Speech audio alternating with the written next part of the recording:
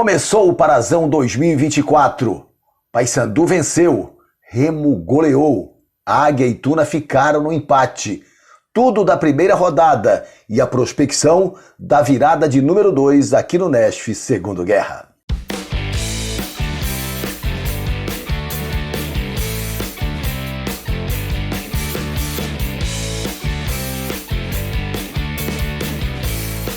A bola rolou neste final de semana para a primeira rodada do Campeonato Paraense de Futebol Profissional 2024.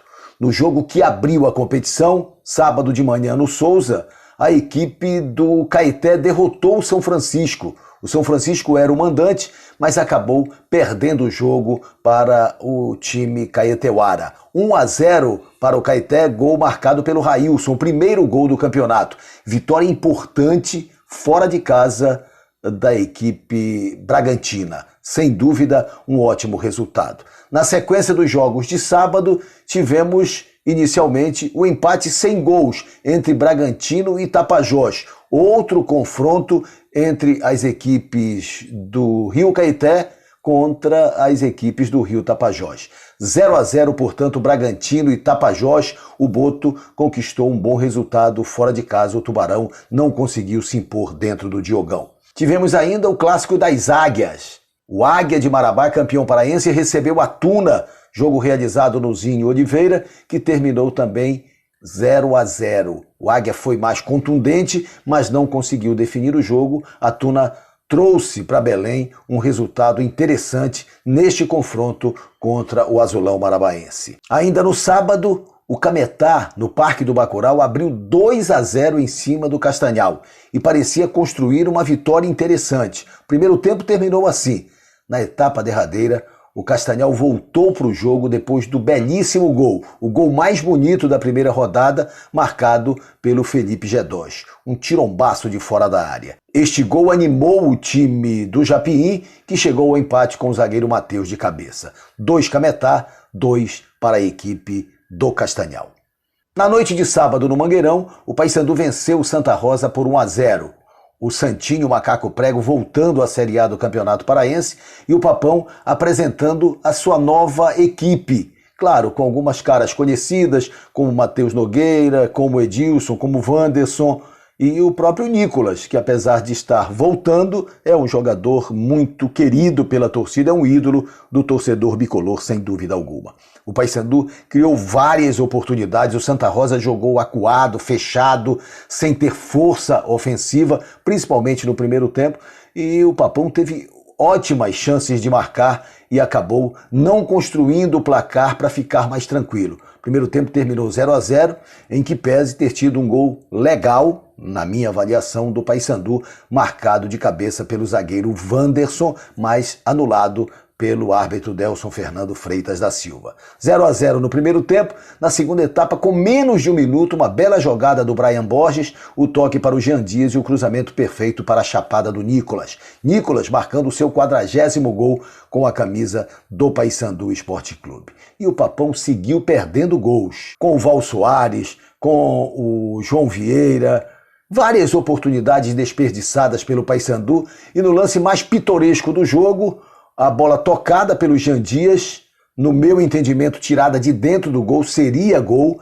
O Biel ainda teve a chance de arrematar, demorou, ele acabou sendo atrapalhado pelo goleiro do Santinha, perdeu a oportunidade, mas repito, para mim a bola já tinha entrado. O árbitro mandou seguir o lance e não houve a confirmação do gol. 1-0 para o Paysandu, jogo que poderia ter um placar mais dilatado, mas acabou provocando um sufoco para a equipe do Papão. Primeiro, numa falha do Wanderson, um recuo fraco para o Matheus Nogueira, o toque por cobertura, a bola bateu na trave. Depois, numa penetração forte com o Pedro Senna entrando muito bem no jogo, o Santa Rosa acertou outra vez a trave da equipe bicolor. E ainda houve aquela pressão nos últimos instantes, com uma bola alçada, inclusive, na área, mas houve carga no goleiro Matheus Nogueira. De qualquer maneira, fica a lição. O Paysandu teve muitas oportunidades e desperdiçou e quase se complica. O resultado acabou sendo justo e poderia ser mais dilatado, mas foi uma vitória para a reflexão bicolor. No domingo, jogo isolado no Mangueirão, com 27 mil espectadores prestigiando a estreia do Clube do Remo, o novo Leão, sendo apresentado oficialmente à sua torcida, já que nos treinos a torcida não teve acesso. O Leão Azul se comportou muito bem, liquidou a fatura no primeiro tempo sem nenhum sobressalto, não tomando conhecimento da equipe do Canaã. Echaporã, numa jogada pela esquerda, cruzou, o Pietro fez contra, 1-0. Depois, Echaporã fez 2-0.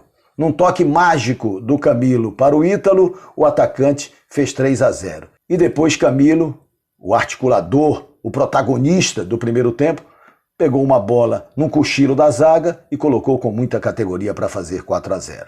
Aí o Remo mudou para o segundo tempo e não poderia ser diferente. Camilo saiu também o Ítalo e as mexidas foram acontecendo e o Remo arriou as suas linhas, baixou as suas linhas e sofreu uma certa pressão da equipe do Canaã. Mas uma pressão desarticulada, sem profundidade. O Canaã não conseguiu chegar à meta do goleiro Marcelo Rangel e o Remo, num dos últimos lances do jogo, já com Canu em campo, aliás, muito bem, Filipinho também entrou, mas o Canu fez uma jogada individual brilhante, sofreu uma falta na entrada da área e o Marco Antônio, que havia entrado no segundo tempo, fez um belo gol de falta, liquidando a partida, liquidando a fatura. 5-0 para o Remo, atuação convincente e que mereceu os aplausos da torcida azulina, sem dúvida alguma.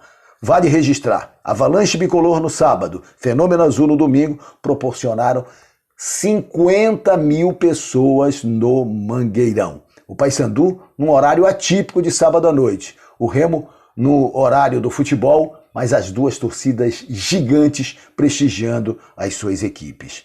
Esse foi o panorama da primeira rodada. E a segunda já vai começar. Aliás, vale lembrar, antes de qualquer coisa, que o Paysandu ainda não anunciou, mas terá o lateral esquerdo Kevin recontratado, aquele mesmo que jogou no ano passado na Série C, subiu com o Paysandu, é jogador do Retrô e está voltando ao Paysandu. E o Remo, na sexta-feira, todos sabem, anunciou mais 2 atacantes. Neste momento, o Remo tem 20 contratações, o Paysandu 19. Ribamar e Kelvin são as novidades do Leão Azul. Mas isso pode não parar por aí. O Paysandu ainda pode anunciar mais um zagueiro, um meia, enfim. As contratações ainda seguem, pelo menos do lado bicolor. Do lado azulino, agora é pausa, agora é seguir adiante na competição. Por falar em seguir adiante, segunda rodada. Já teremos à tarde, lá na Arena do Município Verde, em Paragominas, o jogo entre Tapajós e Águia.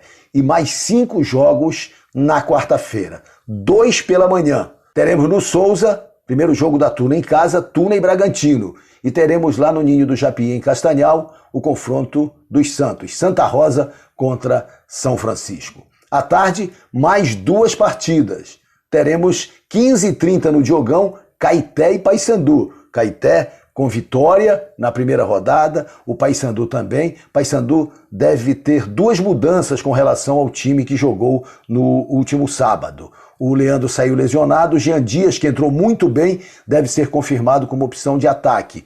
E o Brian Borges, que foi muito bem no jogo, será poupado, é o que disse o técnico Hélio dos Anjos, e no seu lugar Lucas Maia, que é zagueiro, mas também atua na lateral esquerda, deverá ser a opção da equipe bicolor para este jogo. Então o Paysandu entraria em campo com Matheus Nogueira, Edilson, Wanderson, Carlão e Lucas Maia, Gabriel Bispo, Val Soares e Juninho, na frente Edinho, Nicolas e Jean Dias. Time do Paysandu para enfrentar o Caeté no Diogão na quarta-feira à tarde. Ainda na quarta tarde teremos Canaã e Cametá se enfrentando no Rosenão, em Parauapebas. O jogo não será em Canaã, será em Parauapebas. E à noite, 20h30, Mangueirão, mando do Castanhal, Castanhal e Remo.